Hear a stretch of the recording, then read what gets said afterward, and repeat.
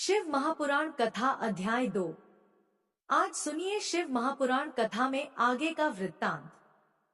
सूत जी कहते हैं, हे शौनक जी, जो श्रवण, कीर्तन और मनन इन तीनों साधनों के अनुष्ठान में समर्थ न हो, वह भगवान शंकर के लिंग एवं मूर्ति की स्थापना करके नित्य उसकी पूजा करे तो संसार सागर से पार हो सकता है। वंचना अथवा छल न करते हुए अपनी शक्ति के अनुसार धनराशि ले जाए और उसे शिवलिंग अथवा शिव मूर्ति की सेवा के लिए अर्पित कर दे।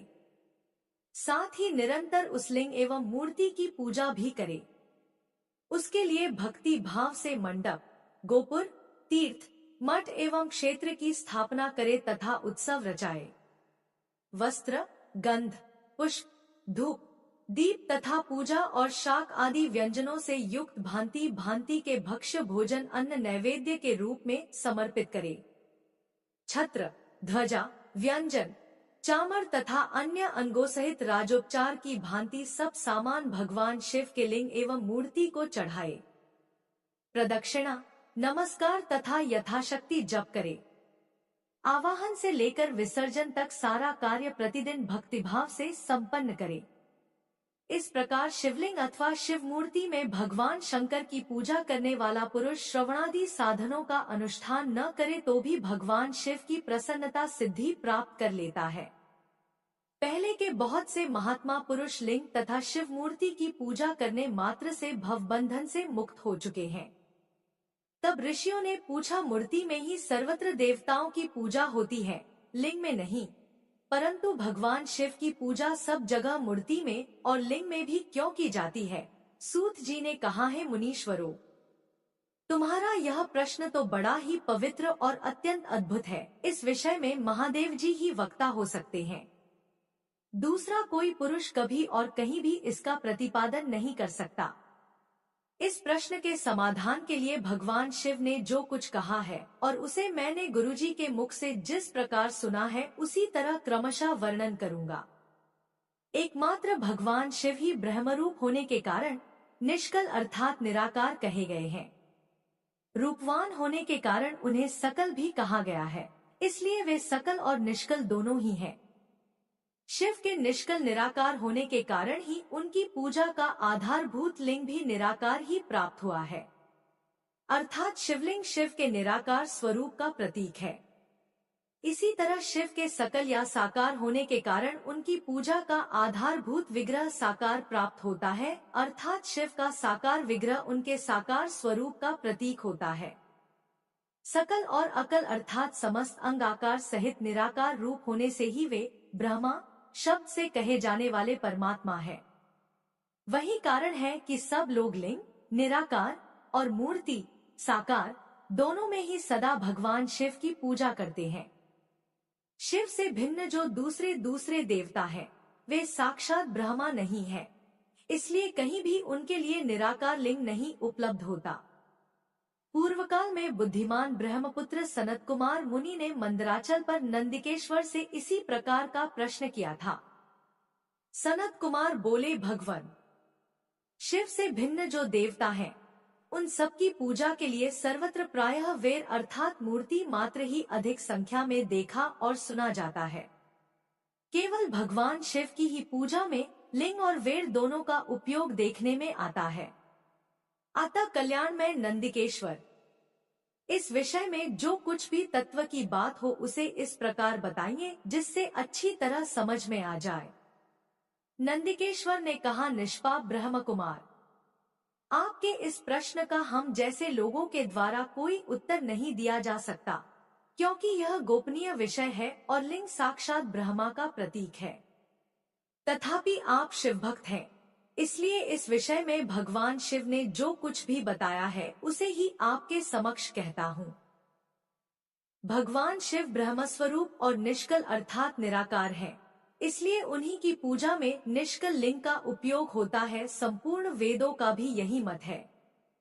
सनत कुमार बोले, महाभाग योगींद्र, आपने भगवान शिव तथा दूसरे देवताओं के पूजन में लिंग और वेर के प्रचार का जो रहस्य विभाग पूर्वक बताया है वह यथार्थ है। इसलिए लिंग और वेर की आदि उत्पत्ति का जो उत्तम वृत्तांत है उसी को मैं इस समय सुनना चाहता हूँ। लिंग के प्राकट्य का रहस्य सूचित करने वाला प्रसंग मुझे सुनाइए। इसके उत्तर में नंदिकेश्वर ने भगवान महादेव के निष्कल स्वरूप लिंग के आविर्भाव का प्रसंग सुनाना आरंभ किया। उन्होंने ब्रह्मा तथा विष्णु के विवाद, देवताओं की व्याकुलता एवं चिंता, देवताओं का दिव्य कैलाश शिखर पर गमन, उनके द्वारा चंद्रशेखर महादेव का स्तवन, देवताओं से प्रेरित हुए महादेव जी का ब्रह्मा और विष्णु के विवाद स्थल में आगमन तथा दोनों के बीच में निष्कल आदि अंतर्हित भीषण अग्निस्तंभ के रूप में उनका आविर्भाव आदि प्रसंगों की कथा कही। तदंतर श्री ब्रह्मा और विष्णु दोनों के द्वारा उस ज्योतिर्मय स्तंभ की ऊंचाई और गहराई का था लेने की चेष्टा एवं केतकी पुष्प के शाप वरदान आदि के प्रसंग भी सुनाए। नंदिकेश्वर कहते हैं, तदंतर वे दोनों ब्रह्मा और विष्णु भगवान शंकर को प्रणाम करके दोनों हाथ जोड़ उनके दाएं बाएं भाग में चुपचाप खड़े हो गए। फिर उन्होंने वहां साक्षात प्रकट पूजनीय महादेव जी को श्रेष्ठ आसन पर स्थापित करके पवित्र पुरुष वस्तुओं द्वारा उनका पूजन किया। दीर्घकाल तक अविकृत भाव से सुस्थिर रहने वाली वस्तुओं को पुरुष वस्तु कहते हैं और अल्पकाल तक ही टिकने वाली क्षणभंगुर वस्तुएं प्राकृत वस्तु कहलाती हैं। इस तरह वस्तु के ये दो भेद जानने चाहिए।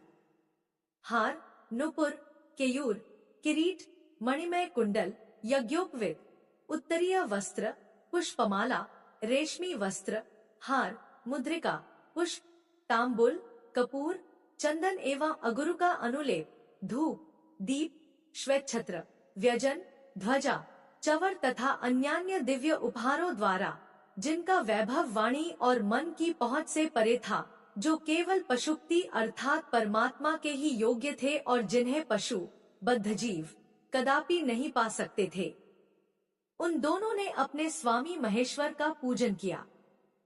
सबसे पहले वहां ब्रह्मा जी और विष्णु जी ने भगवान शंकर की पूजा की। इससे प्रसन्न हो भक्ति पूर्वक भगवान शिव ने वहां नम्र भाव से खड़े हुए उन दोनों देवताओं से मुस्कुराकर कहा, महेश्वर बोले, हे पुत्रों, आज का दिन एक महान दिन है। इसमें तुम्हारे द्वारा जो आज मेरी पूजा हुई है, इससे मैं तुम लोगों पर बहुत प्रसन्न हूँ। इसी कारण यह दिन परम पवित्र और महान से महान होगा। आज की यह तिथि महाशिवरात्रि के नाम से विख्यात होकर मेरे लिए परम प्रिय होगी। इसके समय में जो मेरे लिंग अर्थात निष्कल अंग आकृति से रहित निराकार स्वरूप के प्रतीक, वेर अर्थात सकल साकार रूप के प्रतीक विग्रह की पूजा करेगा, वह पुरुष जगत की सृष्टि और पालन आदि कार्य भी कर सकता है। जो महाशिवरात्रि को दिन रात निराहार एवं जितेंद्रिय रहकर अपनी शक्ति के अनुसार निश्चल भाव से मेरी यथोचित पूजा करेगा, उसको मिलने वाले फल का वर्णन भी सुनो। 1 वर्ष तक निरंतर मेरी पूजा करने पर जो फल मिलता है, वह सारा केवल महाशिवरात्रि को मेरा पूजन करने से मनुष्य तत्काल प्राप्त कर लेता है। जैसे पूर्ण चंद्रमा का उदय समुद्र की वृद्धि का अवसर है, ठीक उसी प्रकार यह महाशिवरात्रि तिथि मेरे धर्म की वृद्धि का समय है। इस तिथि में मेरी स्थापना आदि का मंगलमय उत्सव होना चाहिए। पहले मैं जब ज्योतिर्मय स्तंभरूप से प्रकट हुआ था, वह समय मार्गशीर्ष मास में आर्द्रा नक्षत्र से युक्त पूर्णमासी या प्रतिपदा है। जो पुरुष मार्गशीर्ष मास में आर्द्रा नक्षत्र होने पर पार्वती सहित मेरा दर्शन करता है अथवा मेरी मूर्ति या लिंग की ही झांकी करता है, वह मेरे लिए कार्तिकेय से भी अधिक प्रिय है। उस शुभ दिन को मेरे दर्शन मात्र से पूरा फल प्राप्त होता है। यदि दर्शन के साथ साथ मेरा पूजन भी किया जाए तो इतना अधिक फल प्राप्त होता है कि उसका वाणी द्वारा वर्णन नहीं हो सकता। वहां पर मैं लिंग रूप से प्रकट होकर बहुत बड़ा हो गया था। आता उस लिंग के कारण यह भूतल लिंग स्थान के नाम से प्रसिद्ध हुआ। जगत के लोग इसका दर्शन और पूजन कर सकें, इसके लिए यह अनादि और अनंत ज्योति स्तंभ अथवा ज्योतिर्मय लिंग अत्यंत छोटा हो जाएगा। यह लिंग सब प्रकार के भोग सुलभ कराने वाला तथा भोग और मोक्ष का एकमात्र साधन है। इसका दर्शन, स्पर्श और ध्यान किया जाए तो यह प्राणियों को जन्म और मृत्यु के कष्ट से छुड़ाने वाला है। अग्नि के पहाड़ जैसा जो यह शिवलिंग यहाँ प्रकट हुआ है, इसके कारण यह स्थान अरुणाचल नाम से प्रसिद्ध होगा। यहाँ अनेक प्रकार के बड़े बड़े तीर्थ प्रकट होंगे। इस स्थान में निवास करने या मरने से जीवों का मोक्ष तक हो जाएगा। मेरे दो रूप है, सकल और निष्कल। दूसरे किसी के ऐसे रूप नहीं है। पहले मैं स्तंभ रूप से प्रकट हुआ, फिर अपने साक्षात रूप से। ब्रह्म भाव मेरा निष्कल रूप है और महेश्वर भाव सकल रूप, ये दोनों मेरे ही सिद्ध रूप हैं। मैं ही परब्रह्म परमात्मा हूँ। कलायुक्त और अकल मेरे ही स्वरूप हैं। ब्रह्मरूप होने के कारण मैं ईश्वर भी हूँ। जीवों पर अनुग्रह आदि करना मेरा कार्य है। हे ब्रह्मा और केशव, मैं सबसे बृहद और जगत की वृद्धि करने वाला होने के कारण ब्रह्मा कहलाता हूँ। सर्वत्र समरूप से स्थित और व्यापक होने से मैं ही सबका आत्मा हूँ। सर्ग से लेकर अनुग्रह तक अर्थात आत्मा या ईश्वर से भिन्न जो जगत संबंधी 5 कृत्य हैं, वे सदा मेरे ही है। मेरे अतिरिक्त दूसरे किसी के नहीं है, क्योंकि मैं ही सबका ईश्वर हूँ। पहले मेरी ब्रह्मरूपता का बोध कराने के लिए निष्कल लिंग प्रकट हुआ था। फिर अज्ञात ईश्वरत्व का साक्षात्कार कराने के निमित्त में साक्षात जगदीश्वर ही सकल रूप में तत्काल प्रकट हो गया। आता मुझ में जो ईशत्व है उसे ही मेरा सकल रूप जानना चाहिए, तथा जो यह मेरा निष्कल स्तंभ है वह मेरे ब्रह्म स्वरूप का बोध करने वाला है। यह मेरा ही लिंग अर्थात चिन्ह है। तुम दोनों प्रतिदिन वहां रहकर इसका पूजन करो। यह मेरा ही स्वरूप है और मेरे सामीप्य की प्राप्ति कराने वाला है।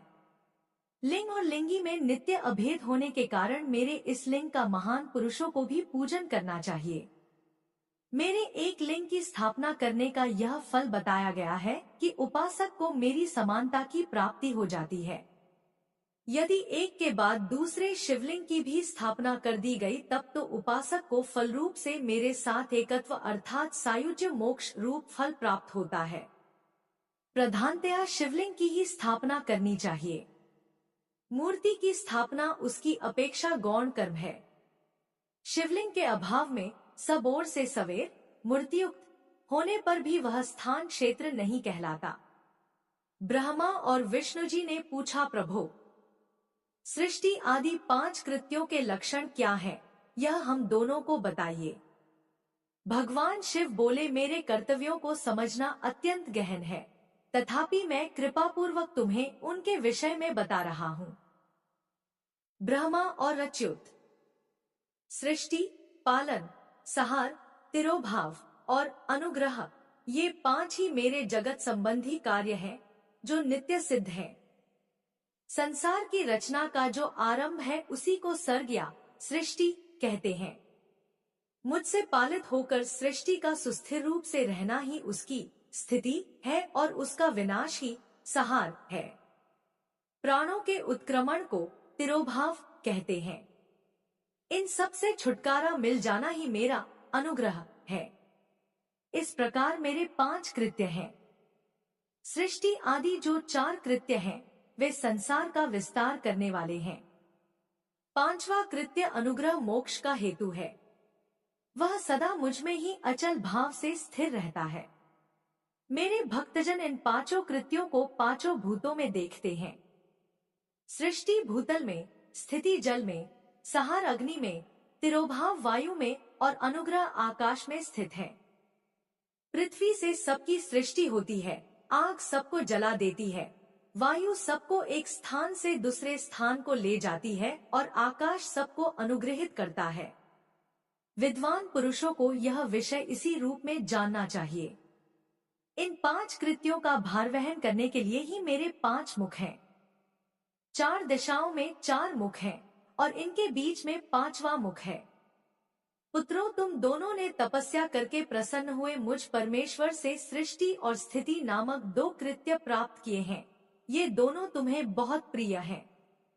इसी प्रकार मेरी विभूति स्वरूप रुद्र और महेश्वर में 2 अन्य उत्तम कृत्य संहार और तिरोभाव मुझसे प्राप्त किए हैं। परंतु अनुग्रह नामक कृत्य दूसरा कोई नहीं पा सकता। रुद्र और महेश्वर अपने कर्म को भूले नहीं है, इसलिए मैंने उनके लिए अपनी समानता प्रदान की है। वे रूप, वेश, कृत्य, वाहन, आसन और आयुध आदि में मेरे समान ही है। मैंने पूर्व काल में अपने स्वरूपभूत मंत्र का उपदेश किया है, जो ओंकार के रूप में प्रसिद्ध है। वह महामंगलकारी मंत्र है।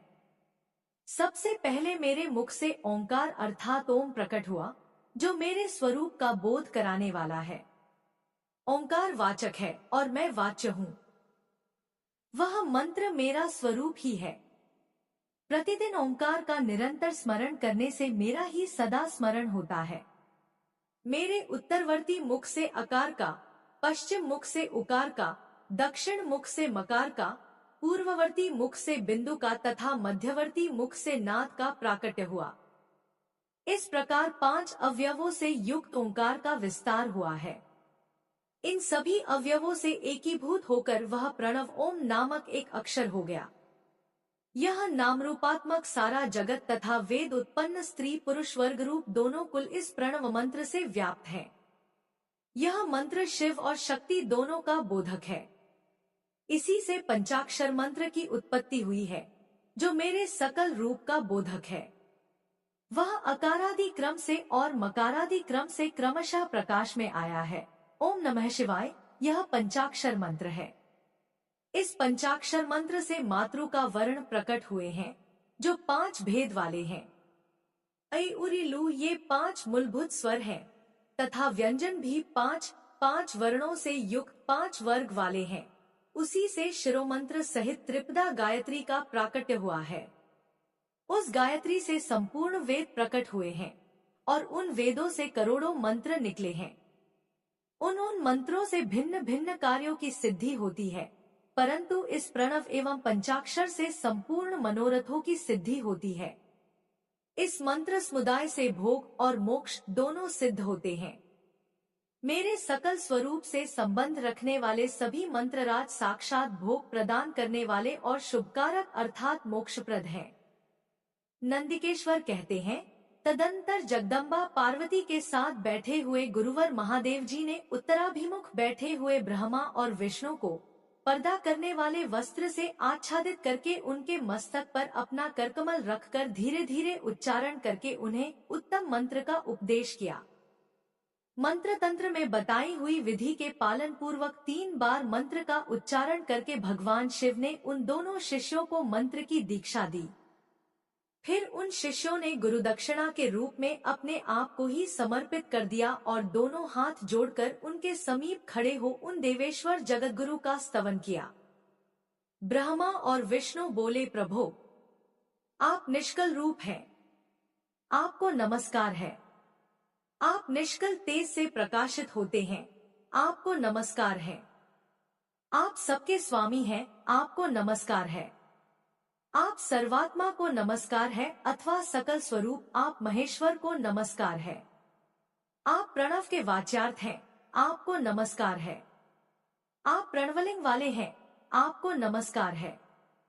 सृष्टि, पालन, संहार, तिरोभाव और अनुग्रह करने वाले आपको नमस्कार है। आपके 5 मुख हैं, आप परमेश्वर को नमस्कार है। पंच ब्रह्म स्वरूप 5 कृत्य वाले आपको नमस्कार है। आप सबके आत्मा है, ब्रह्मा है। आपके गुण और शक्तियां अनंत है, आपको नमस्कार है। आपके सकल और निष्कल 2 रूप हैं। आप सद्गुरु एवं शंभु हैं, आपको नमस्कार है। इन पद्यों द्वारा अपने गुरु महेश्वर की स्तुति करके ब्रह्मा और विष्णु ने उनके चरणों में प्रणाम किया। महेश्वर बोले, आर्द्रा नक्षत्र से युक्त चतुर्दशी को प्रणव का जप किया जाए तो वह अक्षय फल देने वाला होता है। सूर्य की संक्रांति से युक्त महाआर्द्रा नक्षत्र में एक बार किया हुआ प्रणव जप कोटिगुने जप का फल देता है। मृगशिरा नक्षत्र का अंतिम भाग तथा पुर्नवसु का आदिम भाग पूजा, होम और तर्पण आदि के लिए सदा आर्द्रा के समान ही होता है, यह जानना चाहिए।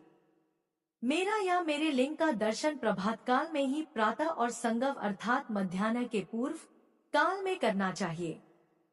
मेरे दर्शन पूजन के लिए चतुर्दशी तिथि निशिथ व्यापिनी अथवा प्रदोष व्यापिनी लेनी चाहिए, क्योंकि परिवर्तिनी तिथि से संयुक्त चतुर्दशी की ही प्रशंसा की जाती है। पूजा करने वालों के लिए मेरी मूर्ति तथा लिंग दोनों समान है।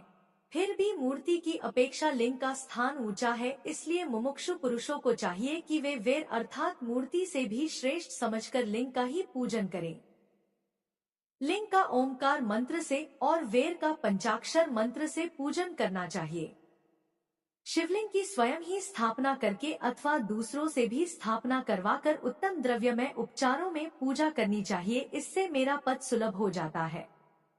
इस प्रकार उन दोनों शिष्यों को उपदेश देकर भगवान शिष्य वहीं अंतर्धान हो गए। ऋषियों ने पूछा, सूत जी, शिवलिंग की स्थापना कैसे करनी चाहिए? उसका लक्षण क्या है तथा उसकी पूजा कैसे करनी चाहिए? किस देश काल में करनी चाहिए और किस द्रव्य के द्वारा उसका निर्माण होना चाहिए? सूत जी ने कहा, महर्षियों, मैं तुम लोगों के लिए इस विषय का वर्णन करता हूँ, ध्यान देकर सुनो और समझो। अनुकूल एवं शुभ समय में किसी पवित्र तीर्थ में, नदी आदि के तट पर अपनी रुचि के अनुसार ऐसी जगह शिवलिंग की स्थापना करनी चाहिए जहाँ नित्य पूजन हो सके। पार्थिव द्रव्य से, जलमय द्रव्य से अथवा तेजस पदार्थ से अपनी रुचि के अनुसार क्लिपोक्त लक्षणों से युक्त शिवलिंग का निर्माण करके उसकी पूजा करने से उपासक को उस पूजन का पूरा पूरा फल प्राप्त होता है।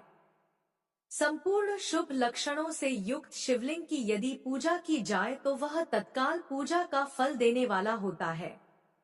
यदि चल प्रतिष्ठा करनी हो तो इसके लिए छोटा सा शिवलिंग अथवा विग्रह श्रेष्ठ माना जाता है, और यदि अचल प्रतिष्ठा करनी हो तो स्थूल शिवलिंग अथवा विग्रह अच्छा माना गया है। उत्तम लक्षणों से युक्त शिवलिंग की पीठ सहित स्थापना करनी चाहिए।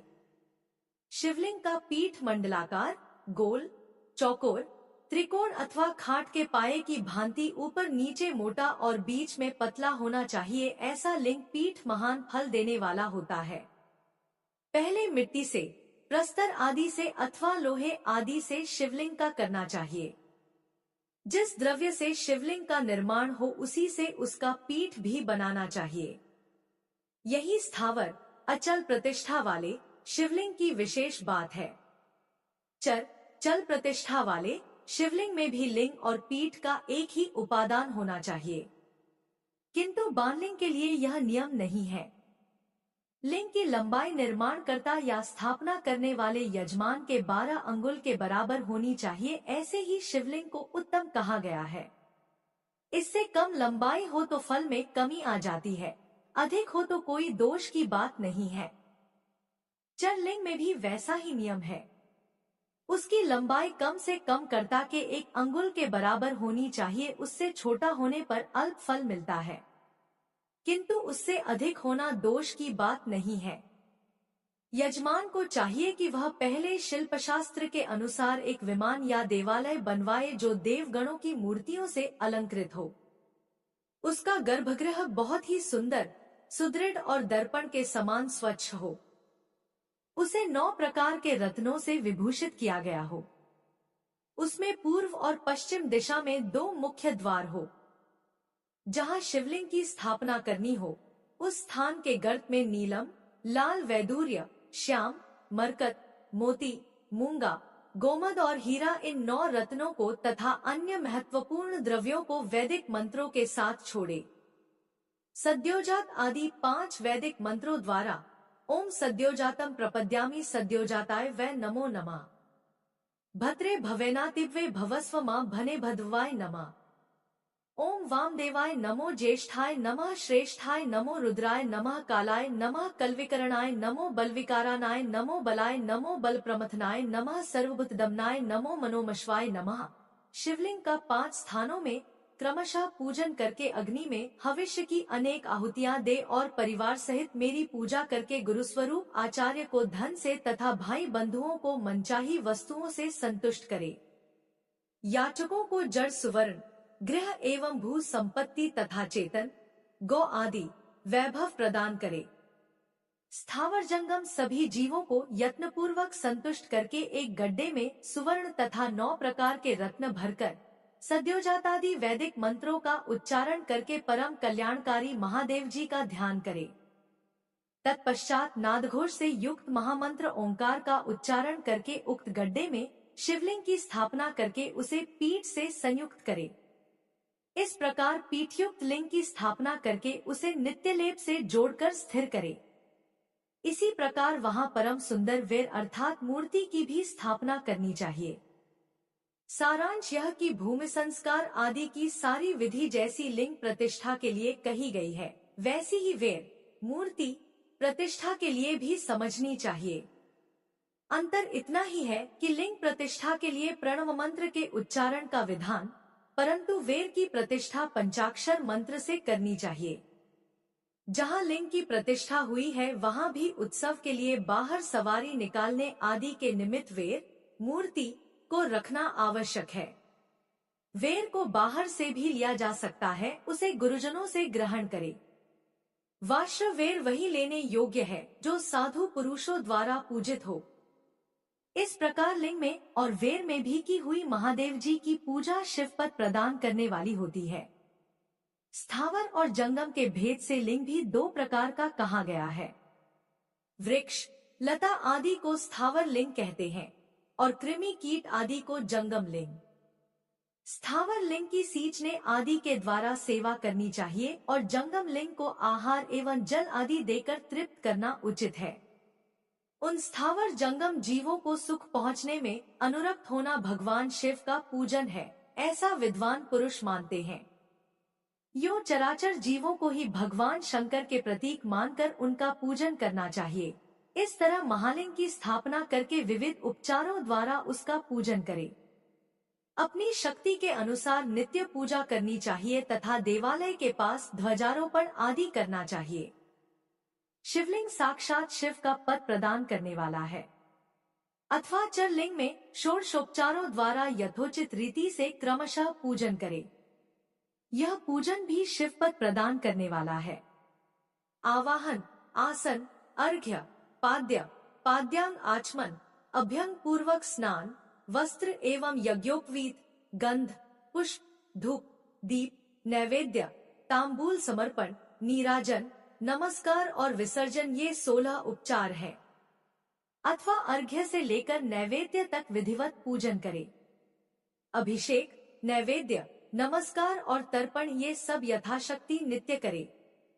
इस तरह किया हुआ शिव का पूजन शिवपद की प्राप्ति कराने वाला होता है। अथवा किसी मनुष्य के द्वारा स्थापित शिवलिंग में, ऋषियों द्वारा स्थापित शिवलिंग में, देवताओं द्वारा स्थापित शिवलिंग में, अपने आप प्रकट हुए स्वयं भूलिंग में तथा अपने द्वारा नूतन स्थापित हुए शिवलिंग में भी उपचार समर्पण पूर्वक जैसे तैसे पूजन करने से या पूजन की सामग्री देने से भी मनुष्य ऊपर जो कुछ कहा गया है वह सारा फल प्राप्त कर लेता है। क्रमशः परिक्रमा और नमस्कार करने से भी शिवलिंग शिवपद की प्राप्ति कराने वाला होता है। यदि निम्न पूर्वक शिवलिंग का दर्शन मात्र कर लिया जाए तो वह भी कल्याणप्रद होता है।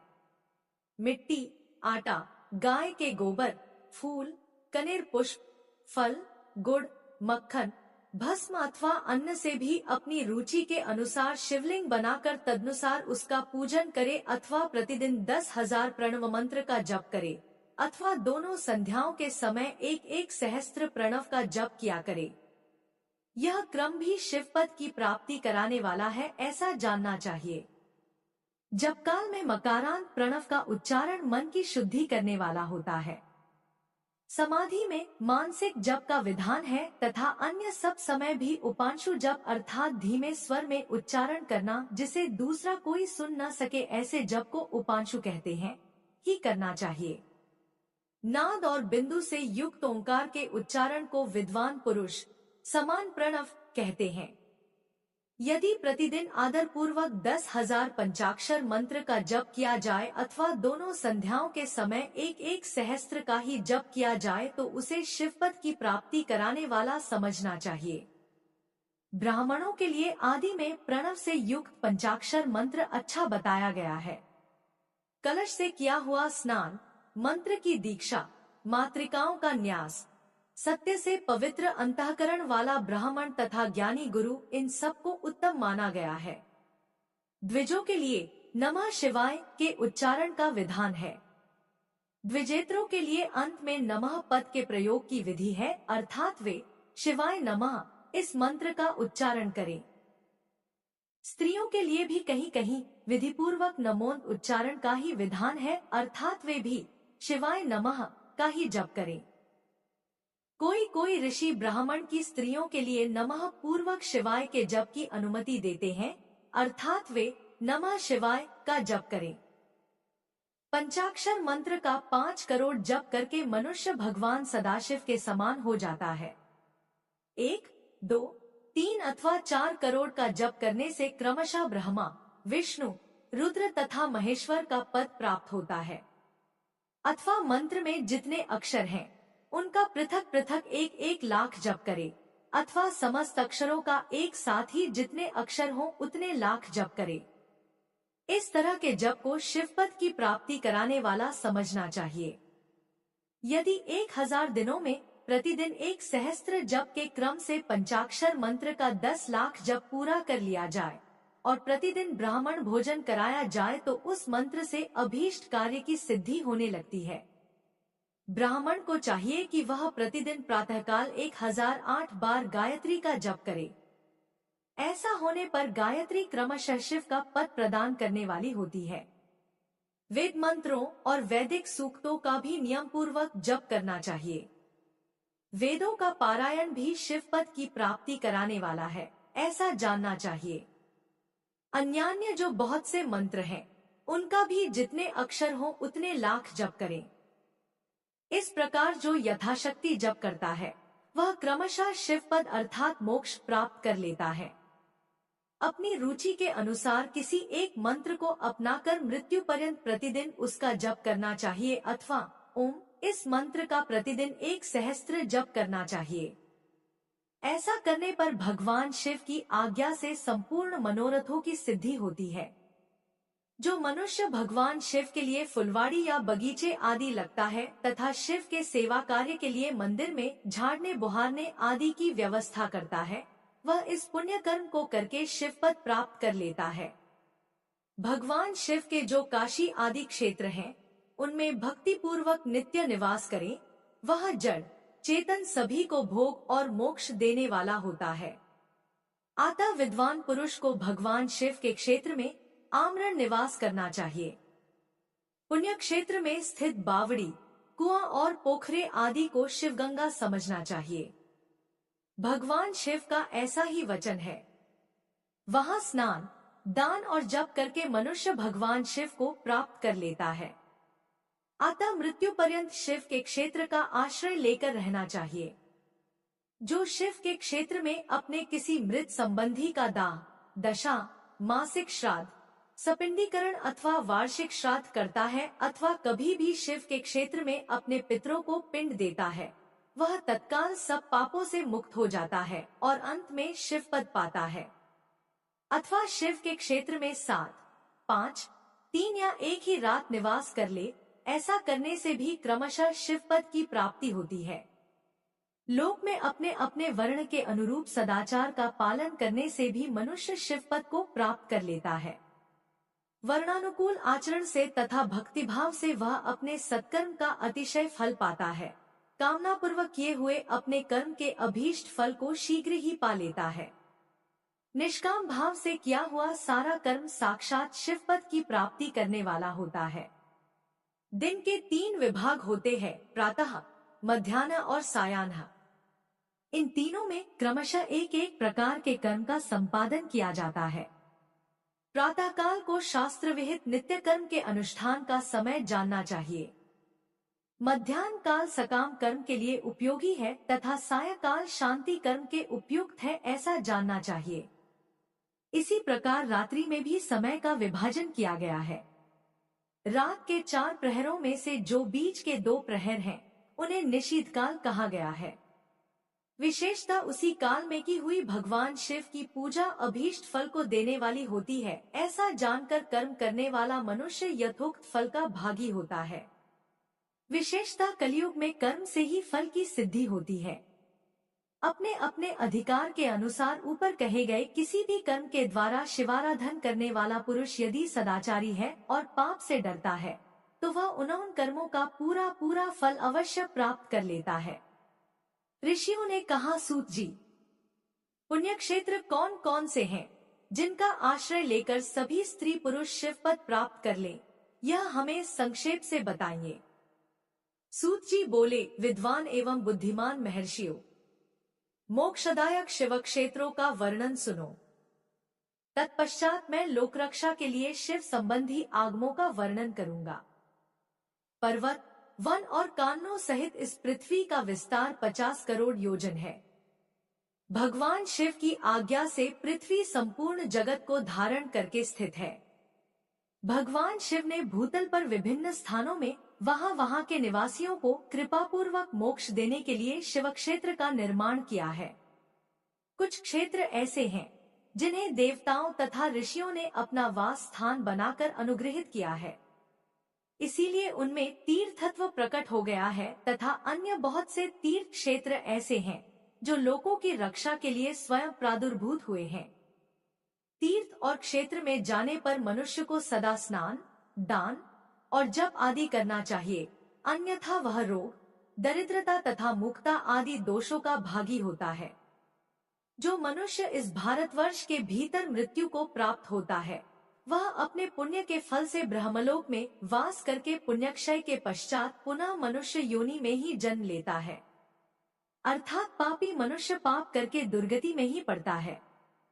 ब्राह्मणों, पुण्य क्षेत्र में पाप कर्म किया जाए तो वह और भी दृढ़ हो जाता है, अतः पुण्य क्षेत्र में निवास करते समय सूक्ष्म से सूक्ष्म अथवा थोड़ा सा भी पाप न करे। सिंधु और शतद्रु अर्थात सतलज नदी के तट पर बहुत से पुण्य क्षेत्र हैं। सरस्वती नदी परम पवित्र और 60 मुख वाली कही गई है, अर्थात उसकी 60 धाराएं हैं। विद्वान पुरुष सरस्वती के उन धाराओं के तट पर निवास करे तो वह क्रमशः ब्रह्मपद को पा लेता है। हिमालय पर्वत से निकली हुई पुण्यसलिला गंगा 100 मुख वाली नदी है, उसके तट पर काशी, प्रयाग आदि अनेक पुण्य क्षेत्र हैं। वहाँ मकर राशि के सूर्य होने पर गंगा की तटभूमि पहले से भी अधिक प्रशस्त एवं पुण्यदायक हो जाती है। सोनभद्र नदी की 10 धाराएं हैं, वह बृहस्पति के मकर राशि में आने पर अत्यंत पवित्र तथा अभीष्ट फल देने वाला हो जाता है। उस समय वहाँ स्नान और उपवास करने से विनायक पद की प्राप्ति होती है। पुण्यसलिला महानदी नर्मदा के 24 मुख स्रोत हैं। उसमें स्नान तथा उसके तट पर निवास करने से मनुष्य को वैष्णव पद की प्राप्ति होती है। तमसा के 12 तथा रेवा के 10 मुख हैं। परम पुण्य में गोदावरी के 21 मुख बताए गए हैं। वह ब्रह्महत्या तथा गोवध के पाप का भी नाश करने वाली एवं रुद्रलोक देने वाली है। कृष्णावेणी नदी का जल बड़ा पवित्र है। वह नदी समस्त पापों का नाश करने वाली है। उसके 18 मुख बताए गए हैं तथा वह विष्णुलोक प्रदान करने वाली है। तुंगभद्रा के 10 मुख हैं, वह ब्रह्मलोक देने वाली है। पुण्यसलिला सुवर्ण मुखरी के 9 मुख कहे गए हैं। ब्रह्मलोक से लौटे हुए जीव उसी के तट पर जन्म लेते हैं। सरस्वती नदी, पंपा सरोवर, कन्याकुमारी अंतरीम तथा शुभकारक श्वेत नदी ये सभी पुण्य क्षेत्र हैं। इनके तट पर निवास करने से इंद्रलोक की प्राप्ति होती है। सह्य पर्वत से निकली हुई महानदी कावेरी परम पुण्यमयी है। उसके 27 मुख बताए गए हैं। वह संपूर्ण अभीष्ट वस्तुओं को देने वाली है। उसके तट स्वर्गलोक की प्राप्ति कराने वाले तथा ब्रह्मा और विष्णु का पद देने वाले हैं। कावेरी के जो तट शैव क्षेत्र के अंतर्गत हैं, वे अभीष्ट फल देने के साथ ही शिवलोक प्रदान करने वाले भी हैं। नैमिषारण्य तथा बद्रिकाश्रम में सूर्य और बृहस्पति के मेष राशि में आने पर यदि स्नान करे तो उस समय वहां किए हुए स्नान पूजन आदि को ब्रह्मलोक की प्राप्ति कराने वाला जानना चाहिए। सिंह और कर्क राशि में सूर्य की संक्रांति होने पर सिंधु नदी में किया हुआ स्नान तथा केदार तीर्थ के जल का पान एवं स्नान ज्ञानदायक माना गया है। जब बृहस्पति सिंह राशि में स्थित हो, उस समय सिंह की संक्रांति से युक्त भाद्रपद मास में यदि गोदावरी के जल में स्नान किया जाए तो वह शिवलोक की प्राप्ति कराने वाला होता है। ऐसा पूर्व काल में स्वयं भगवान शिव ने कहा था। जब सूर्य और बृहस्पति कन्या राशि में स्थित हों, तब यमुना और सोनभद्र में स्नान करे। वह स्नान धर्मराज तथा गणेश जी के लोक में महान भोग प्रदान कराने वाला होता है। यह महर्षियों की मान्यता है। जब सूर्य और बृहस्पति तुला राशि में स्थित हों, उस समय कावेरी नदी में स्नान करे। वह स्नान भगवान विष्णु के वचन की महिमा से संपूर्ण अभीष्ट वस्तुओं को देने वाला माना गया है।